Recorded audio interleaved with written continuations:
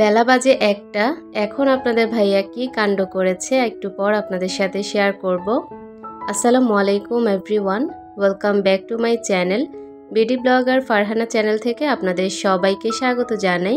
কাছে দূরে যেখান থেকে বসে আমার আজকের ভিডিওটি দেখছেন, আশা করছি আল্লাহর অসীম রহমতে সবাই ভালো আছেন।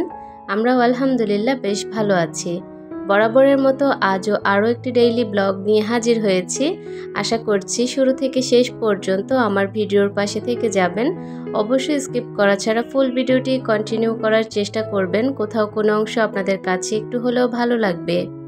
চিলি চিকেন রান্না করার জন্য মুরগিটাকে আমি ভাজার জন্য প্রস্তুত করে নিচ্ছি। এখানে মুরগি কিউব করে কেটে নিয়েছি, একটা ডিম, স্বাদ মতো লবণ, আদা রসুন পেস্ট, মরিচের গুঁড়ো আর দিয়েছি কর্নফ্লাওয়ার। এগুলো দিয়ে ভালো করে মুরগিটা মিক্স করে নেব। মেখে কিছুক্ষণ রাখার পর আমি মুরগিগুলোকে ভেজে নেব। আপনাদের ভাইয়া কি কাণ্ড করেছে এবার সেটা বলি। বেলা বাজে ১টা, আমার জন্য মুরগি পাঠিয়েছে আজকে দুপুরে রান্না করার জন্য।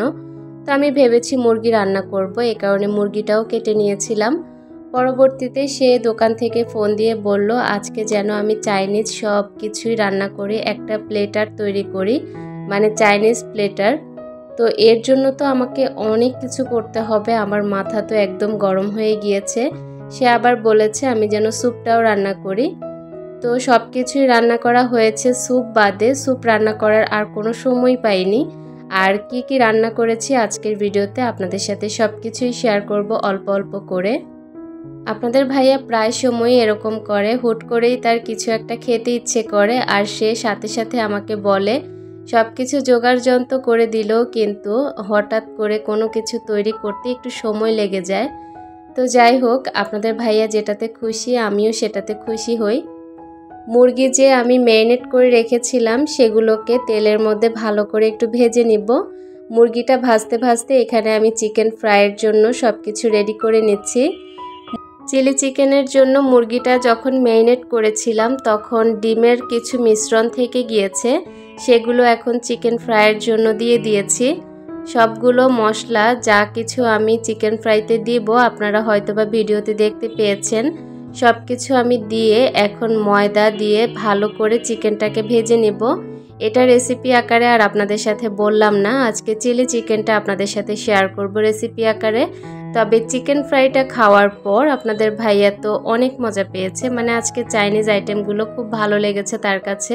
আমি এই চাইনিজ আইটেমগুলো তৈরি করার আগে কিছু টিউটোরিয়াল ভিডিও দেখেছিলাম, সেখানে রান্নার ভিডিওতে দেখেছি তারা খুব সহজে চাইনিজ প্লেটারগুলো তৈরি করে সমস্ত কিছু রান্নাবান্না করে। তো আমি তাদের ভিডিওগুলো দেখে তারপর একদম একুরেট সেরকমভাবেই তৈরি করার চেষ্টা করেছি। আসলে যে কোনো খাবার যদি ইউটিউব দেখে তাদের মতোই করা হয় তাহলে কিন্তু একদম পারফেক্ট হয়ে যায়। তো এখানে আমি চিলি চিকেন রান্না করার জন্য একটা সসের মিশ্রণ তৈরি করছি। এখানে কিছুটা পরিমাণ টমেটো সস আর কিছুটা পরিমাণ সয়া সস দিয়ে দিয়েছি। এখানে গ্রিন চিলি সসটা দিলেও ভালো লাগে, তবে আমার বাসায় ছিল না এ কারণে দিতে পারিনি।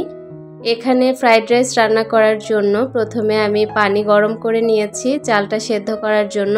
পানিটা যখন ফুটে উঠেছে এখন আমি পোলাও চালটা দিয়ে কিছুক্ষণ ঢাকা দিয়ে রেখে দিব।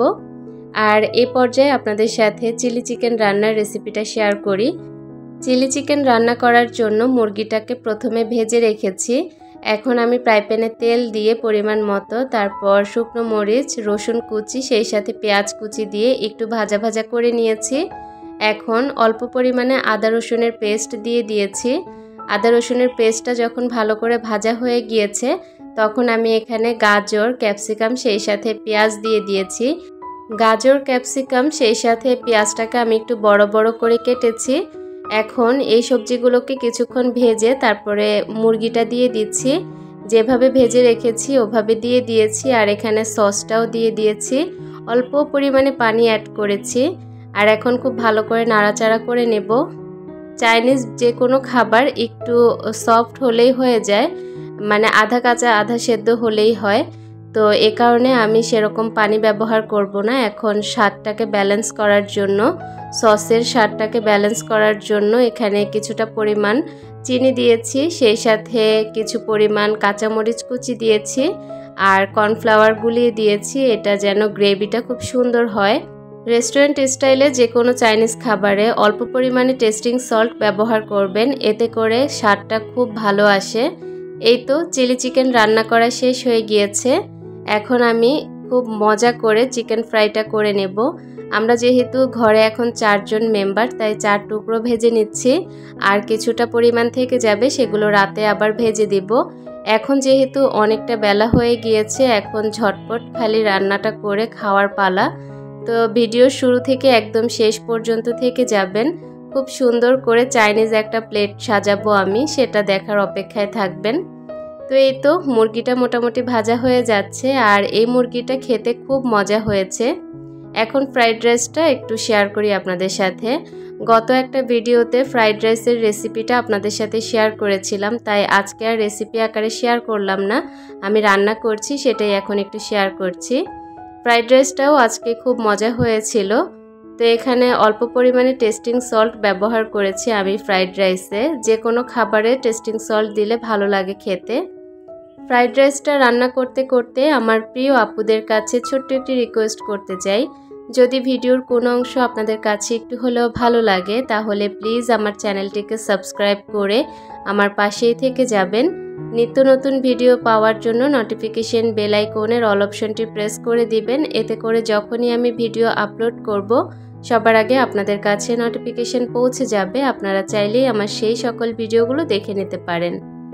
আপনারা হয়তোবা বলতে পারেন যে চুলাতে রান্না না করে আমি কেন ইলেকট্রিক চুলা বসিয়েছি। আসলে আমার চুলাতে গ্যাসের পরিমাণটা অনেকটাই কম, একটা চুলা জ্বলছে। আর আমি যেহেতু একটার পর রান্না বসিয়েছি, এ কারণে ঝটপট আমাকে রান্না করতে হবে। তাই এক চুলাতে দিয়েছি আমি ফ্রাইড রাইস, আর এদিকে চুলাতে আমি অন্যান্য রান্নাগুলো করে নিচ্ছি। তো এখানে হচ্ছে ভেজিটেবল রান্না করছি। এই ভেজিটেবলটা খেতে আরও বেশি মজা হয়েছে। আমি এখানে গাজর, পেঁপে, বরবটি, সেই সাথে ক্যাপসিকাম, পেঁয়াজ এগুলো ব্যবহার করেছি, রসুনও দিয়েছি। তো ভেজিটেবলটা হতে সেরকম একটা সময় লাগেনি। আমি অল্প পরিমাণে কর্নফ্লাওয়ার গুলিয়ে দিয়েছি, আর অল্প পরিমাণে একটু পানি দিয়ে দিয়েছি। এখনই কিন্তু ভেজিটেবলটা হয়ে যাবে। আপনারা যে কোনো টিউটোরিয়াল ভিডিও দেখে যখন রান্না করবেন, একদম হুবহু তাদের মতোই সব কিছু দেওয়ার চেষ্টা করবেন উপকরণগুলো। তাদের টিউটোরিয়াল দেখে যখন রান্না করা হয় একদম পারফেক্ট হয়, কারণ আমি কয়েকদিন থেকে কয়েকটা রেসিপি করছি, আর তারা যা যা উপকরণ দিয়েছে সেগুলোই দেওয়ার চেষ্টা করেছি। আলহামদুলিল্লাহ আমি পারফেক্টনেসটা পেয়েছি। এই তো প্লেট সাজানোর পালা। আর চাইনিজ প্লেট সাজাতে গেলে আমার কি যে ভালো লাগে বলে বোঝাতে পারবো না। আপনারাও দেখতে পাবেন যে কতটা সুন্দর হয়েছে। দেখতে যতটা সুন্দর, খেতে আরও বেশি মজা হয়েছে। আপনাদের ভাইয়া আজকে খাবার সময় বলে দিয়েছে সে আর কখনো চাইনিজে যাবে না। আমি যেন তাকে চাইনিজ রান্নাগুলো করে খাওয়াই। মানে সে বলছিল যে কাউকে যদি তুমি এটা খাওয়াও, সে ভাববে হয়তো বা ভালো কোনো রেস্টুরেন্ট থেকে কিনে এনেছি, তবে এটা যে বাসায় রান্না করা হয়েছে এটা একদমই বোঝা যাচ্ছে না। এই কথাটা শুনে না আমার কাছে খুব ভালো লেগেছে। আর চিকেন ফ্রাইটা একদম পারফেক্ট হয়েছে, কারণ আমি তো বিভিন্ন চাইনিজে গিয়েছি, তো সেখানকার মতোই মোটামুটি হয়েছে আলহামদুলিল্লাহ। আমি রান্না করেছি তাই আমার কাছে ভালো লাগছে। তবে আপনাদের কাছে কেমন লাগছে অবশ্যই কিন্তু ছোট্ট একটি কমেন্ট করে জানাতে ভুলবেন না। জানতে পারলে আমার কাছে অনেক বেশি ভালো লাগবে। আজকের দিনটাতে ইচ্ছা ছিল সকাল থেকে ভিডিওটা শুরু করব, তবে আজকে কোনোভাবেই আর সকাল থেকে ভিডিও শুরু করতে পারিনি। একদম দুপুরে রান্নাবান্না থেকে শুরু করতে হয়েছে। জানি না আমার আজকের ভিডিওটি আপনাদের কাছে কেমন লাগবে, তবে আশা রাখছি আপনারা ভালোবাসার সহিত দেখে যাবেন। আপনাদের কাছে কোথাও কোনো অংশ একটু হলেও ভালো লাগবে। তো এখন রান্নাবান্না শেষ করে ঝটপট খাওয়া দাওয়া করতে বসে পড়েছি। মোটামুটি 3:30টার মতো বেজে গিয়েছে। তো আমরা খাওয়া শেষ করতে করতে 4টা বেজে গিয়েছে।